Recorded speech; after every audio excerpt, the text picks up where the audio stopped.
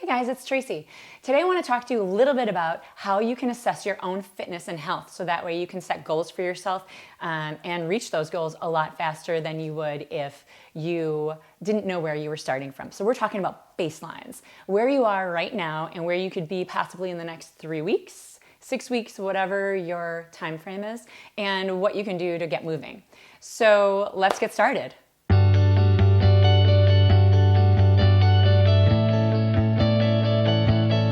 All right, we're coming into the time of year where everybody wants to get into really good shape.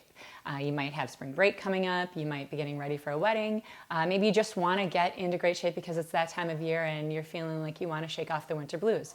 Whatever the reason is, there are a few ways that you can measure your own health and fitness progress.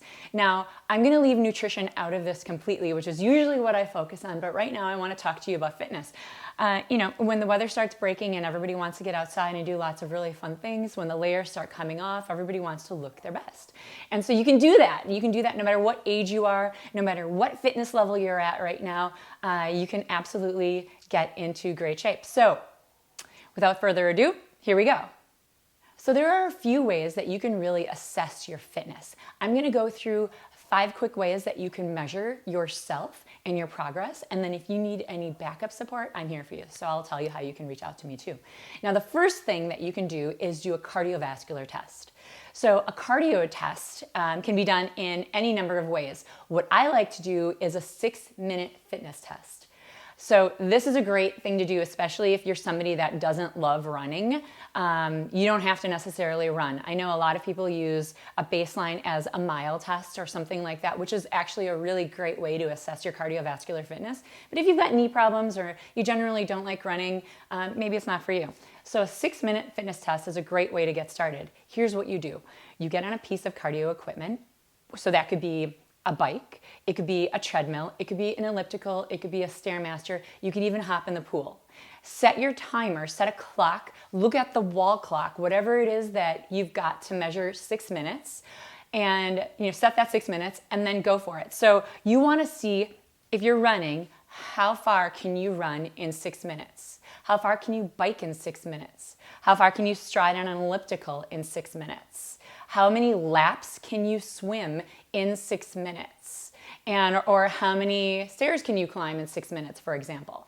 So start today, start tomorrow, start soon. Don't wait, and measure your baseline fitness, where you are right now. And then revisit this in 3 weeks.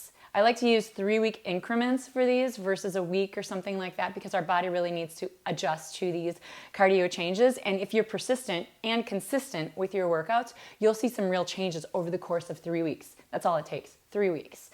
So measure the difference in the distance or how many laps or whatever it is that you did over the course of 3 weeks. So you've got your baseline on day 1, and then 3 weeks later you do another baseline and then revisit that again in 6 weeks. So using those 3-week increments is a really great way to start interval 1 on day 1 and then interval 2 on week 3. You're working out consistently, whether it's every day, every other day. Of course, you want to take rest days built in there.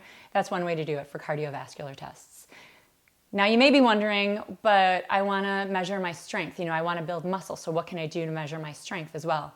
When it comes to strength tests, I really like to focus on functional fitness. So that means functional fitness would not be doing bicep curls to see how many bicep curls you can do on day 1 versus day 21 at week 3. Do exercises that are similar to movements that you would do throughout the day. So that is actually the definition of functional fitness. So we're talking about squats. We're even talking about shoulder presses, right? Because we reach up a lot, we have to push up a lot. So shoulder presses would be a great way to start measuring your baseline strength fitness. And really doing things that are going to be similar to that. So I'm going to give you 3 examples of what you can do for your strength tests. So 1 would be, like I just said, squats. 2 for your strength test would be wall squats. You could just hold a static wall squat, which is an isometric exercise, a little bit different from a squat, a traditional squat. And then the 3rd thing you could do is a shoulder press. You can do a combination of shoulder presses and squats as well, because you're using completely different muscles. You're using your quads, you're using your glutes, you're using a little bit of hamstrings, adductors, abductors for your squats, where you're using the big muscles of your shoulders, a little bit of biceps, some tricep for your shoulder presses. So you can do either or. And if you're, again, persistent and consistent with your workouts over the course of those weeks, taking time off, of course, to recover your muscles, you should see a marked improvement between day 1 and then day 21 on week 3. Okay, so those are 2 ways that you can measure your fitness, your cardiovascular and your strength. And then finally, let's go to core, because our core muscles, we actually have a few groups of muscles through our abdominal region. We've got our rectus abdominis, we've got our obliques, we've got our transverse, which is a really important muscle, especially for us women who want to maintain, strong strength through our lower abs as well as our low back. So a plank is the best way to do this. And I'm just gonna tell you, do your planks, try to get out there, do a baseline plank today, and then be, again, persistent and consistent with your planks. You can do these every single day. You really don't need a lot of recovery time for these.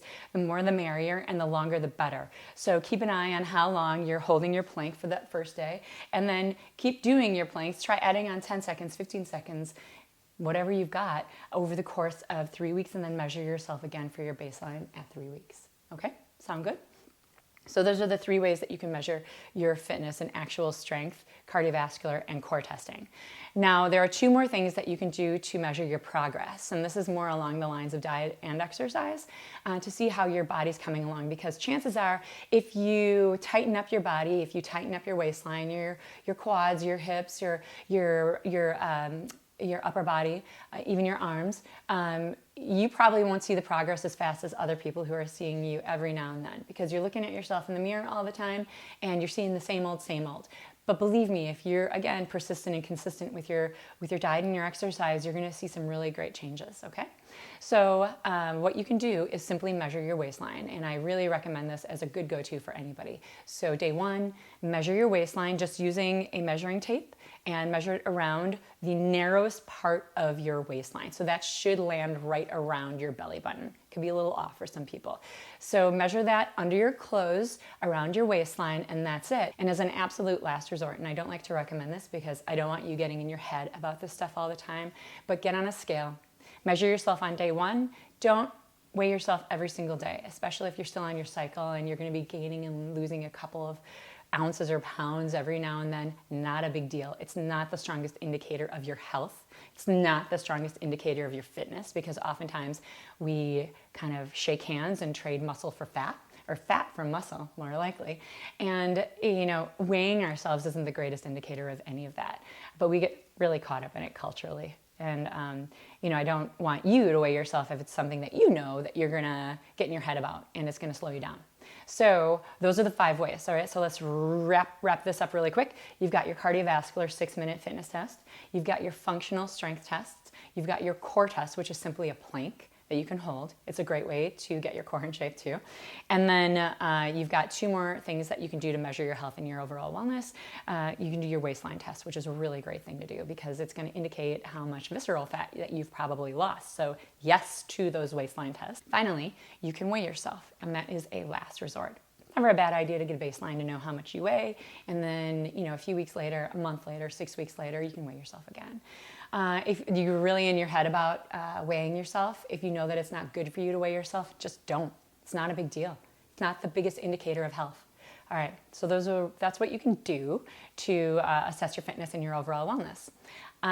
Now, if you need more help with that, you got to reach out to me, because I do have some one-on-one clients, and I'm opening up my schedule for the spring, so I'd love to work with you. Or you can join me with a bunch of other great people on the Belly Burn Challenge, which is a really affordable way. It's a 4-week program for you to get into the best shape of your life. All right, if you've got any questions, please leave a comment, and I will be happy to respond.